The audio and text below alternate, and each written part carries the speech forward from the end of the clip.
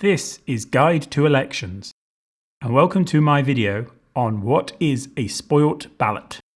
This video will tell you the 4 reasons why your vote might not count at an election, why spoiling a ballot may be a useful political tool, and to dispel some of the misinformation on YouTube.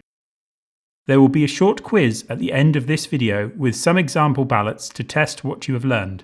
This video is based off of guidance issued by the Electoral Commission with a link in the description.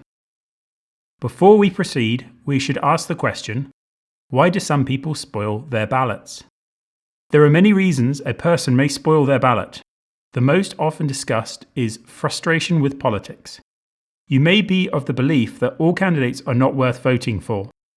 The voting system in your area means that you don't think your vote will matter. You do not trust the election to be fair, or that you are against the idea of democracy and want no part in it. Another reason is confusion. You may unintentionally cast your vote incorrectly, leading to your vote being voided. This is a big concern amongst elderly voters or those who are partially sighted. Finally, there is fraud, the creation of fake ballots that are later identified as such. The Electoral Commission has 4 categories for spoilt ballots. If your ballot falls under the following categories, it will be marked as rejected. Reason number 1. Unmarked or void for uncertainty. The simplest way to spoil your ballot is to not mark the ballot. This is also the least controversial to assess and can be easily detected. Void for uncertainty is more controversial. If a ballot is marked but in a way that is not possible to determine a preference, the ballot will fall under this category. Determined preference is obviously a subjective decision, meaning that this category will be the one most likely to be challenged.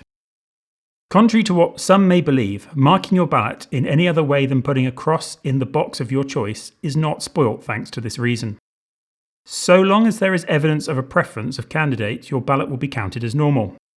For example, putting an emoji in one of the boxes will most likely be counted as valid, as would putting a mark outside the box or underlining the name of a candidate. Putting rude remarks in all but one box will certainly be debated, but will most likely lead to the vote being upheld.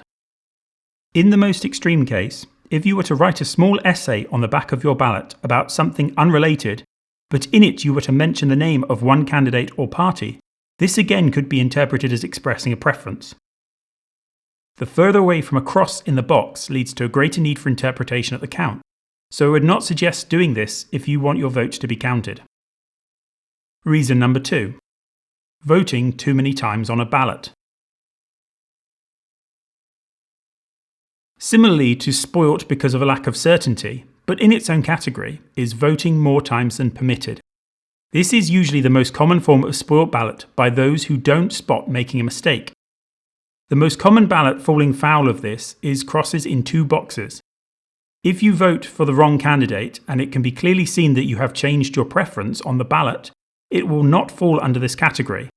You can do this by writing mistake next to the wrong cross, or simply scribbling out the mistake and putting a cross elsewhere. Vote counters are not machines and will use common sense to discount any slip of the wrist or clearly corrected mistakes. Reason number 3. Writing or mark by which the voter could be identified. Probably the least known of the 4 reasons is the identifier. Writing your name, phone number, address, electoral number, or most commonly, signing your name in the box, is an automatic disqualifier, as this undermines the secrecy of your ballot.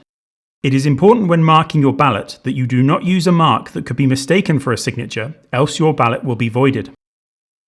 Reason number 4. Want of official mark. Want of official mark is entirely to do with counterfeit ballots. All ballot books are printed with a unique design placed in either the top left or top right hand corner. This mark is used to prevent fake ballots being printed and placed in the ballot box. If the ballot does not contain an official mark, it is safe to assume that the ballot is counterfeit and will be rejected. There will always be disagreements as to what ballots are and are not spoilt on election night. I will now show you the journey of these spoilt ballots so you can see the process by which ballots are assessed. Our voter arrives at the polling station, presents their information to the polling station attendant, and once confirmed as eligible to vote, is given their ballot. In the polling booth, they spoil their ballot, then post the ballot in the ballot box. That evening, the ballot box is taken to the counting hall and emptied into a pile to be sorted.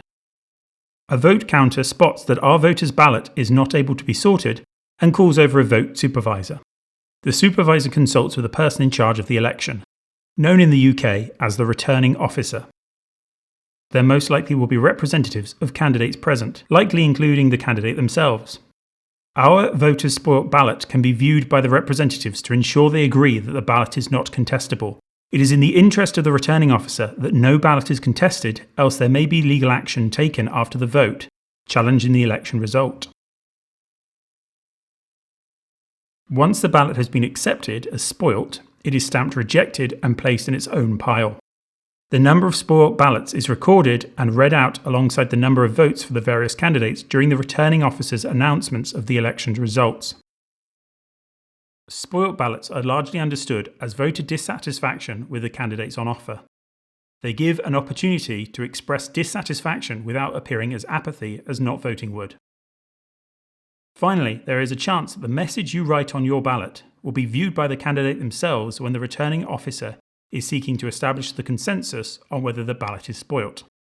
Using what we have learnt, I will now show you 5 ballot examples and give you 10 seconds each to work out whether the ballots are valid or spoilt.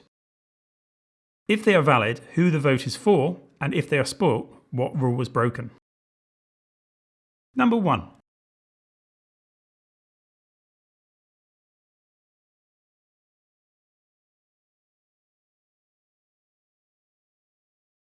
Our first example is spoilt, as the elector has left an identifier in their name and electoral number. Although they have indicated a clear preference of candidate, as they broke our rule on identification, their ballot will be rejected. Number 2.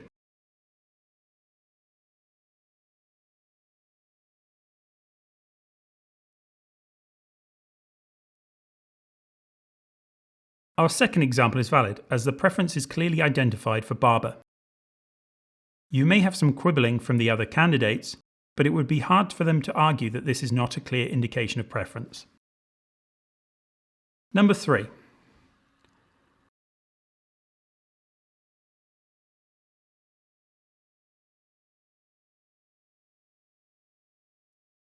Number 3 is spoilt, as the elector has voted more times than eligible. If, however, the voter wrote no in the boxes instead of the cross, this ballot would most likely have been counted for Barber. Number 4.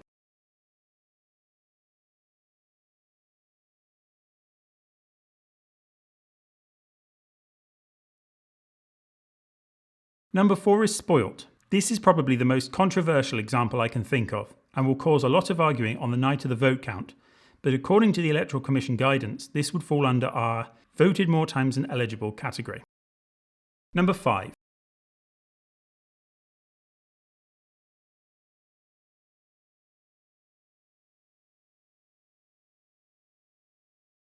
Number 5 is spoilt.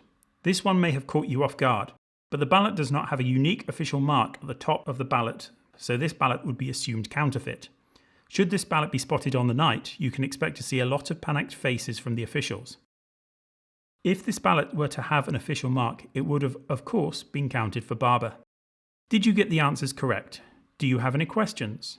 Let me know in the comments. If you enjoyed the video, give it a like, and please subscribe for more videos on similar topics. I have a list of topics I want to cover, but I'm always happy to take suggestions. Finally, if you work at an educational setting and want to show this video in your class, please do. All of these videos on this channel are designed to be usable as educational resources. See you next time on Guide to Elections.